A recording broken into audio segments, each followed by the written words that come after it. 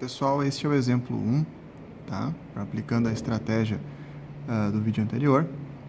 O exemplo 1 diz o seguinte: que velocidade adquire um objeto de 2 kg se é empurrado do repouso com uma força horizontal e constante de 300 N ao longo de 5 cm? Aplicando a estratégia do vídeo anterior, a gente tem a esquematização do desenho, né, da situação problema com a identificação dos dados com símbolos e unidades de medida de acordo com o caderno ali. Bastante cuidado com os dados ocultos, ok? Vamos dar uma olhada. Aqui tem então o objeto sendo movido de 5 centímetros. Então, símbolo D igual a 5 centímetros. Aqui a força de 300 newtons. Por ela ser horizontal, o ângulo θ é igual a 0 graus. A massa do objeto, 2 kg. Seria isso praticamente o que o exercício informa. Tá? Nós temos o terceiro passo, verificar a necessidade de conversão. Então, a força está em newton, tudo bem, a massa em 2 kg, né, sempre no sistema internacional. A distância está em centímetro, então a necessidade de conversão, dividimos por 100. Para quem precisa de regra de 3, para compreender melhor a conversão, 100 centímetros, 1 metro, 5 centímetros, x. X, então, é igual a multiplicação dos que estão perto do x dividido por aquele que está longe, 5 por 100, 0,05 metro. Então, o único que necessitava de conversão era a distância nesse exercício. Está convertido. Após identificar as situações inicial e final do problema, o antes e o depois. Inicialmente, a gente tem o objeto sendo empurrado. Então, há aqui um trabalho, né, sendo realizado. E no final, o objeto em pleno movimento, apenas energia cinética. Ele não foi erguido em nenhum momento, apenas a força horizontal. Tá? Não fala se é um plano horizontal, mas pode-se entender como implícito. Né?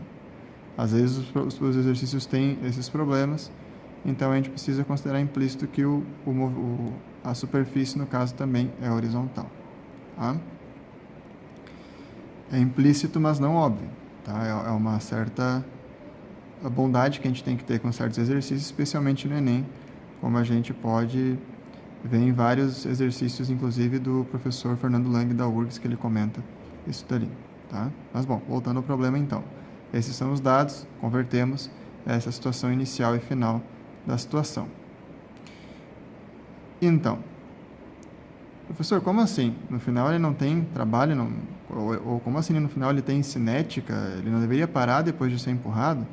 Então, a gente sabe que pela primeira lei de Newton, da inércia, mesmo que um corpo pare de ser movido, se não tiver atrito, e a gente está desprezando o atrito nesses exercícios, como observado no caderno, ele vai continuar em movimento, com velocidade constante. Isso significa com ritmo constante e sempre em linha reta. Então, no final, só sobra a cinética. Teve um empurrão inicial, o trabalho é realizado sobre ele, e isso se transformou em energia cinética. Se empurrasse mais tempo, se empurrasse uma distância maior seria a energia cinética que ele adquiriria. Ok? Bom, identificadas já as energias inicial e final, né, as energias em cada situação, a gente tem então essa simbologia que a gente colocou antes na estratégia.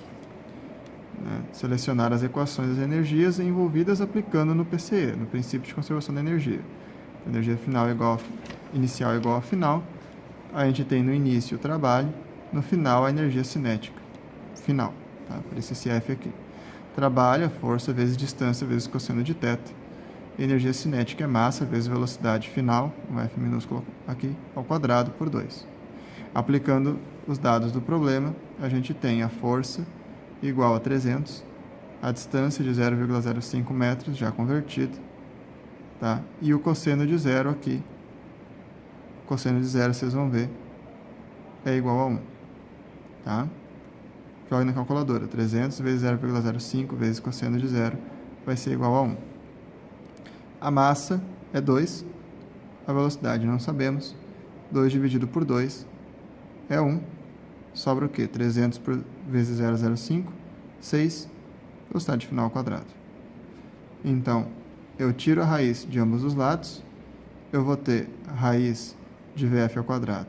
VF, raiz de 6, raiz de 6, o que aproximadamente é igual a 2,45.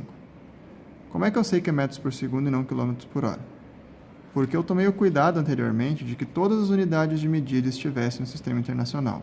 Se eu tomo esse cuidado, eu posso ter a garantia de que minha resposta estará no sistema internacional. Ok? Porque essas unidades, nas diferentes equações da física ou da química, elas vão se conversar, por assim dizer. Se eu tomo esse cuidado antes, eu posso ter essa garantia depois. Ok?